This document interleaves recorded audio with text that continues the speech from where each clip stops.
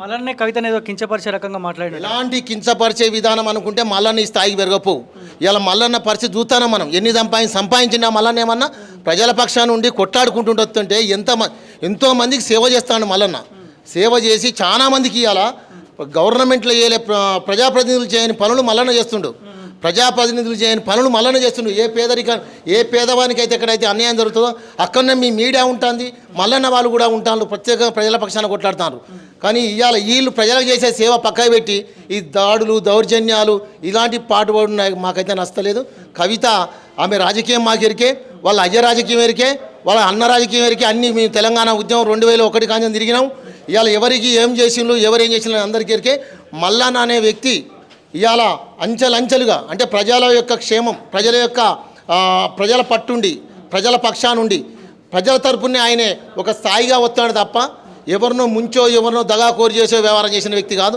ఈ రోజు కూడా ఇవాళ ప్రజాపాలన ప్రభుత్వం కూడా ఆ రోజు మల్లను గుర్తించి కూడా ఎమ్మెల్సీ ఇచ్చి ప్రజాపక్షాన కొట్లాడే వ్యక్తి కాబట్టి ప్రజల పక్షాన ఉన్నాడు కాబట్టి మల్లన్నను ఎమ్మెల్సీగా సుతా ఈ ప్రజాపాలన సుతా ఆయనను ఎన్నుకోవడం జరిగింది.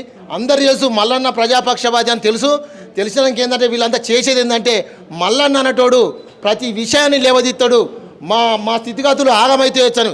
ఇలా బీసీ కులగణన గురించి మీరు ఏం చేసిందని మాట్లాడతాను. మీకు ఎక్కడిది అవకాశం?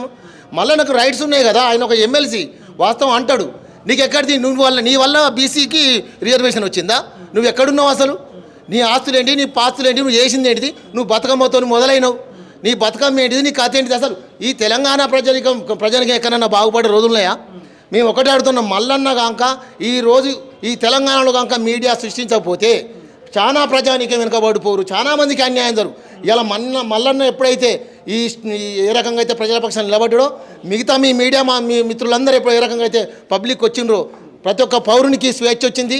మల్లన్న అయ్యేవాడు కూడా ఈ తెలంగాణ ప్రజలకు స్వేచ్ఛ వచ్చిందని కోరుతున్నాను.